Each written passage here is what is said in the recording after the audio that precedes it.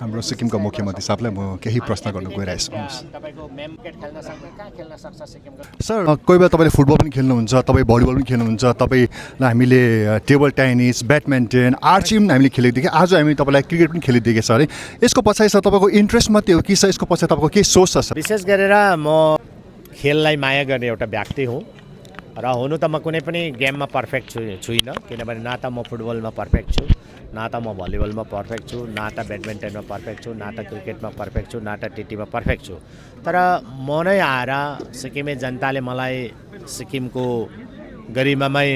पदमा उहाँहरूको आशीर्वादले गर्दा पुगेको छु र म नै आएर है यसरी पार्टिसिपेट गर्दाखेरि हाम्रो युवा भाइ बहिनीहरूमा खेलाडीहरूमा एउटा जोस आउँछ। सिक्किमको भाइ बहिनीहरू यो नयाँ पिँढीहरू एकदमै उहाँहरूमा ट्यालेन्ट छ हर फिल्डमा,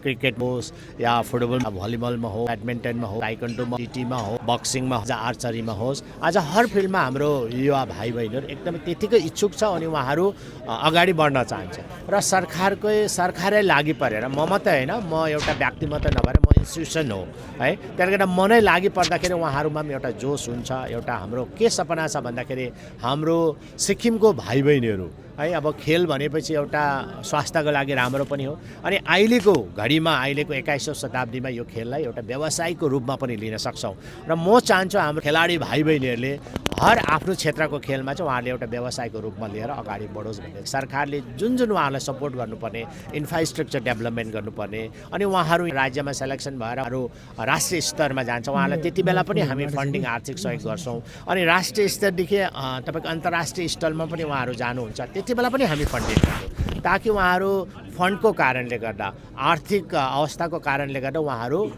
विचलित नहोस्, उहाँहरूको कुनै पनि आफ्नो जुन उद्देश्य छ, उहाँहरूको जुन एम्बिसन छ त्यो एम्बिसनमा कुनै प्रकारको बाधा नहोस् भनेर हामीले त्यो प्रकारले हामी उहाँलाई सपोर्ट गर्दैछौँ। जस्तै क्रिकेटको इतिहासलाई हेऱ्यो भने हो एउटा पहाडी भेगमा क्रिकेट कसरी खेल्छ भन्ने जुन एउटा है तपाईँको पहिलाको एउटा सोच थियो, तर आज हेर्नुहोस् हाम्रै भाइ बहिनीहरूले पनि उहाँहरूले रणजी ट्रफीमा उहाँहरूले मौका पाउँदैछ, हर एज क्याटेगोरीमा उहाँले मौका पाउँदैछ भनेदेखि उहाँले खालि खेल खेल्ने मात्रै होइन तर एउटा खेल खेल्दाखेरि एउटा सानोभन्दा सानो एउटा भाइ बहिनीले पनि एउटा म्याचमा रणजी ट्रफीमा उहाँहरूले 30,000 रुपियाँ, चाहे उहाँले 1 रन बनाऊ, चाहे आउट होस्, चाहे उहाँले 100 रन बनाओस्, तर 30,000 उहाँले पाउँछ भनेपछि कमसेकम सालमा उहाँहरूले लगभग 10 लाखदेखि 15 लाख उहाँहरूले पाउन सक्छन् भनेदेखि यति साह्रो फेसिलिटी छ, यो ग्राउन्ड छ। हामीले यहाँनिर चाहिँ फेरि अर्को पनि ग्राउन्ड बनाउनुपर्छ, किनभने हामीले फेरि कुनै पनि राष्ट्रिय स्तरको खेल खेलाउनु या इन्टरनेसनल म्याचहरू खेलाउनुको लागि हामीलाई 2टा ग्राउन्ड चाहिन्छ, अल्टरनेटिभ ग्राउन्ड चाहियो।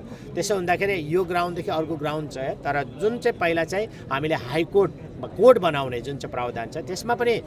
अनरेबल चिफ जस्टिस साहबले हामीलाई अनुमति दिएर त्यो पनि उहाँको कोर्ट बनाउने सिफ्ट गरेर हामी एउटा ग्राउन्ड बनाउँदैछौँ ताकि फेसिलिटी छ भनेदेखि खेलाडीहरू आउन सक्छन्। अनि जस्तै प्रकारले दिनमा कुनै प्रकारको हामी व्यस्त भयो भनेदेखि कतिजना हाम्रो विद्यार्थी नानीहरू पनि छ, कतिजना इम्प्लोइज पनि छन् है, जसले सरकारी कर्मचारी हुनुहुन्छ, उहाँहरू खेल्न चाहन्छ तर समय मिल्दैन। तर आज यसरी हामीले फ्लड लाइट लगाएपछि के भयो उहाँहरूले आफ्टर अफिस पनि अनि आफ्टर स्कुल पनि उहाँहरूले प्र्याक्टिस गर्न सक्छन्। Thank you sir, thank you. हस्, थ्याङ्क यू।